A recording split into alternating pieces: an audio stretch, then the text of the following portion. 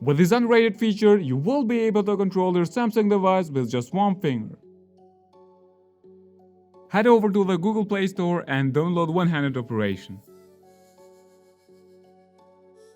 Second, open the app and enable it. Next, click the right handle and enable long swipe. Then choose straight left and set it to Quick Tools. Do the same with the left handle as well. Now when you long swipe straight left or right, a quick tool menu will show up. The benefits of having this option enabled is that you can control the brightness on your device, then you can control the volume, the music, access notification panel much faster, turn on off flashlight, take screenshots, and many more with just a click. Should Samsung integrate this option on their next update? Tell me in the comments down below.